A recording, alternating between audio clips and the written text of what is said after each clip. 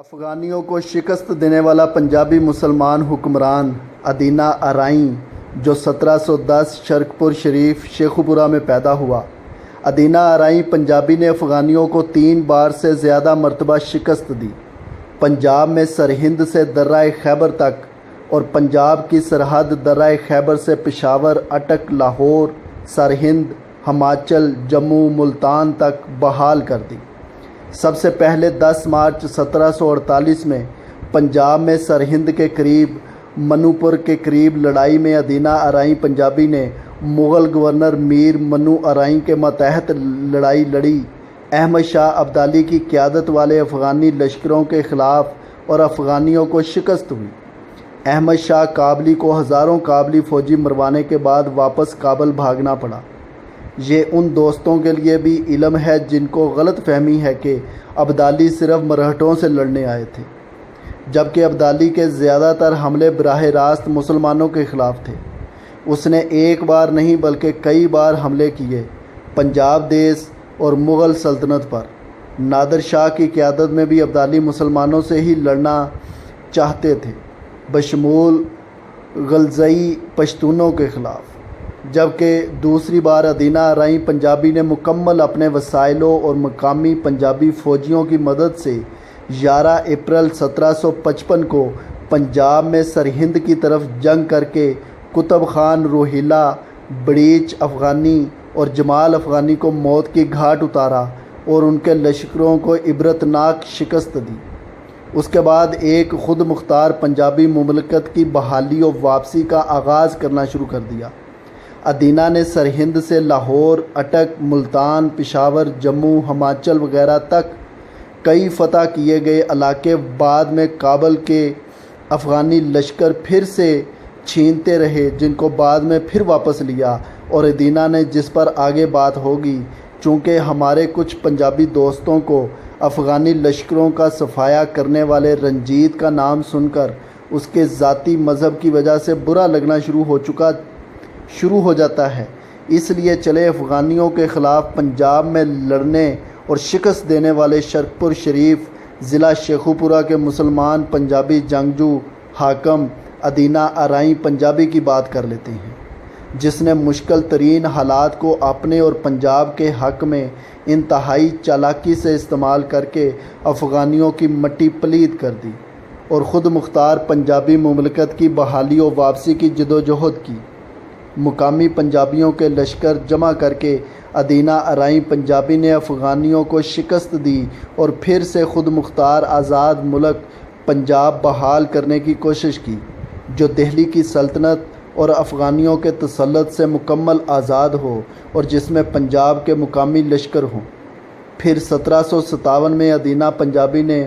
ماہل پور کی لڑائی میں افغانی لشکروں کو شکست دی، جبکہ بعد میں ادینہ ارائیں پنجابی نے افغانیوں سے مسلسل جنگوں کے بعد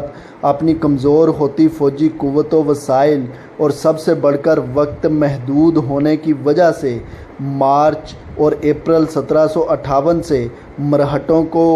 پیسوں اور اتحاد کا لالچ دے کر مرہٹا فوج کو استعمال کر کے افغانیوں سے ایک بار پھر لاہور واپس لیا اور اس کے بعد پشاور اور درہ خیبر تک کے علاقے آزاد کروا کر واپس لے لیے۔ افغانیوں کو شکست دے کر واپس کابل و قندھار تک محدود کر دیا۔ تہمس نامہ کتاب کے مطابق ادینہ پنجابی نے کہا کہ افغانی درندہ صفت ظالم ہیں، جن کو مقامی افراد کے احساسات و جذبات کی کوئی پرواہ نہیں۔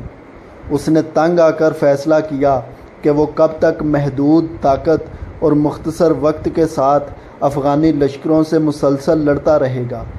اس لیے کوئی حکمت عملی بنانی ہوگی جس سے پنجابی قوت کو بڑھانے کا وقت مل سکے۔ لہٰذا کوئی متبادل نہ ہونے اور محدود فوج وقت ہونے کی وجہ سے اپنے منصوبے کو عملی جامہ پہنانے کے لیے ادینہ نے مرہٹا سالاروں رگھوناتھ راؤ اور ملہار راؤ کو اتحاد اور پیسے کا لالچ دیا، افغانی لشکروں کے خلاف مدد کے بدلے، اور اس طرح مرہٹا فوج کو استعمال کیا۔ افغانیوں کی شکست کے بعد مرہٹا فوج واپس چلی گئی پنجاب سے، اور ادینہ نے وقتی طور پر مرہٹا سامراج کو پیسے دے کر پنجاب کی حاکمیت حاصل کی۔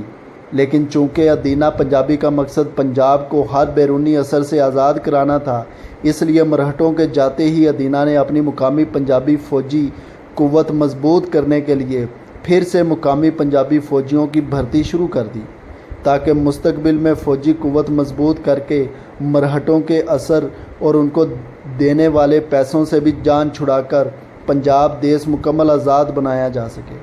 لیکن افسوس، ادینہ ارائیں پنجابی کو وقت نے مہلت نہ دی اور کچھ عرصہ بعد 15 ستمبر 1758 کو اس کی وفات ہو گئی۔ پشاور سے لے کر اٹک، لاہور، ملتان، جلندر، جموں، ہماچل، سرہند وغیرہ تک کا علاقہ افغانیوں کے تسلط سے آزاد بھی کر لیا، لیکن ادینہ پنجابی کی زندگی نے وفا نہ کی۔ یوں پرانا دیس پنجاب جو بامیانوں غزنی تک ہوتا تھا، اسے بحال کرنے اور پنجاب کو 100% آزاد بنانے کا مقصد ادھورا رہ گیا۔ کچھ لوگ آخری سال ادینہ کی طرف سے خالصہ جتھوں کے خلاف جنگ کو بھی ایک اسٹریٹجک غلطی قرار دیتے ہیں۔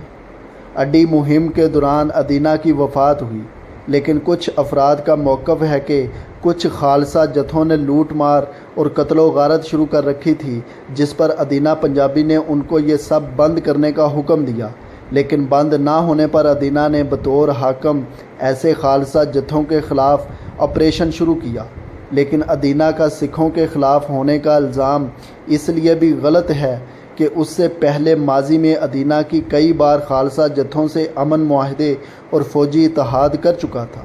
اور ایک بار مغل گورنر کے سخت حکم کے باوجود ادینہ نے خالصہ جتھوں کا مکمل قتل عام کرنے کی بجائے ان کی جان بخشی کر کے اپنے علاقے سے نکال دیا۔ اس کے علاوہ ادینہ کی فوج میں سکھ زمیندار اور سکھ فوجی بھی شامل تھے، اس لیے ادینہ سکھوں کے خلاف ہرگز نہیں تھا، بلکہ وہ صرف ایسے خالصہ گروپس کے خلاف تھا جو فساد سے باز نہیں آتے تھے، کیونکہ خود رنجیت سنگھ نے بھی بعد میں ایسے کئی سکھ مذہبی خالصہ مسلوں یا گروپس کے خلاف کارروائی کی۔ ادینہ پنجابی بے شک کوئی فرشتہ یا سادھو نہیں تھا، اس نے بھی باقی حکمرانوں کی طرح غلطیاں کیں، جرائم بھی کیے، جیسے ایک مذہبی اجتماع کے موقع پر غیر مسلح خالصہ جتھوں کو قتل کرنا۔ حالانکہ بعد میں اس نے خالصہ جتھوں سے پھر سے فوجی اتحاد کر لیا افغانیوں کے خلاف، جبکہ کچھ افراد کے مطابق کچھ مواقع پر ادینہ نے خالصہ مذہبی جتھوں کو حد سے زیادہ کھلی چھوٹ دے کر بھی غلطی کی، جس سے کئی جگہ لوٹ مار اور عوام کا قتل عام بھی ہوا۔ یاد رہے، رنجیت سنگھ نے بھی سکھ ہو کر بھی کئی مذہبی خالصہ جتھوں کے خلاف لڑائیاں کی تھیں۔ ان کی انتہا پسندی کی وجہ سے اس کے علاوہ مالوے کے سکھ بھی رنجیت سنگھ کے خلاف تھے، اس لیے جو لوگ رنجیت سنگھ کو صرف سکھوں کا حاکم کہتے ہیں وہ اپنا علم بڑھائیں۔ رنجیت سنگھ اور ادینہ ارائیں دونوں پنجاب دیس کے پنجابیوں کے حاکم تھے جنہوں نے افغانیوں کو شکست دی۔ ہاں، فرق یہ تھا کہ ادینہ ارائیں پنجابی کی فوج میں مقامی پنجابی مسلمان اکثریت میں تھے اور پنجابی سکھ اور پنجابی ہندو اقلیت میں تھے، کیونکہ پنجاب میں آبادی کا تناسب یہی تھا، مختلف مذاہب کا، جبکہ رنجیت کی فوج میں پنجابی سکھ اکثریت میں تھے اور پنجابی مسلمان اور پنجابی ہندو اقلیت میں تھے اس کی فوج میں۔ لیکن خیر، بہرحال اپنی تمام خوبیوں کوتاہیوں کے باوجود ادینہ پنجابی وہ جنگجو تھا جس نے لمبے عرصے بعد مقامی پنجابیوں کے لشکروں کو جمع و مضبوط کرنے کی کوشش کی اور پنجابی دیس کو واپس آزاد شکل میں بحال کرنے کی جدوجہد کی اور کسی حد تک بحال کر بھی دیا۔ ادینہ پنجابی کی اطاعت کر کے اس کے لشکر و مملکت میں شامل ہونے والوں میں پنجاب کی تمام برادریاں اور مذاہب شامل تھے، جن میں پنجاب کے جہلم، راولپنڈی کے پنجابی، گکھڑ، سارے پنجاب کے جنجوے، سندھو، ساغر، دواب کے اٹک وغیرہ کے گیبا زمیندار، چج، دواب کے چودھری، رحمت وڑائچ، جموں کے راجہ رنجیت دیو، چودھری پیر محمد چٹھا، عزت بخش، مراد بخش بھٹی، راجہ گھمند چند، ندھان سنگھ رندھاوا، مرزا محمد انور، کپور تھلہ کے رائے، ابراہیم، بنکالہ، دسوہا، کردم بالا اور بگواڑا کے رئیسان، راہوان کے راجپوت، دریائے چناب کے علاقوں کے زمیندار شامل تھے، یہاں تک کہ باری دوآب کے قصور اور دھولپور کے پنجابی پٹھانوں نے بھی افغانیوں کے خلاف ادینہ ارائیں کے ساتھ اتحاد کیا۔ سب سے ظاہر ہے کہ ادینہ پنجابی کی لڑائی پٹھان نسل کے پنجابیوں اور سکھ ہندو مذاہب سے نہیں تھی، بلکہ افغانی لشکروں اور فساد پھیلانے والے کچھ خالصہ گروپ سے تھی۔ پنجاب کے ادینہ ارائیں پنجابی نے مشکل ترین حالات میں جس طرح سیاسی حکمت عملی، چالاکی، تدبیر سے پنجاب کو کسی حد تک واپس آزاد ملک پنجاب بحال کرنے کی جدوجہد کی، اس میں پنجابی اشرافیہ کے لیے سبق ہے کہ کس طرح پنجابی کاز و مقصد کو آگے بڑھایا جا سکتا ہے، مختلف قوتوں کو اپنے حق میں استعمال کر کے۔ سید محمد لطیف اپنی کتاب ہسٹری آف پنجاب میں لکھتے ہیں کہ خالصہ جتھوں کو اس نے آہرے لگا کر مصروف رکھا، رنجیت سنگھ کی طرح۔ دہلی کی سلطنت کو اس نے ناپسند و حقیر جانا،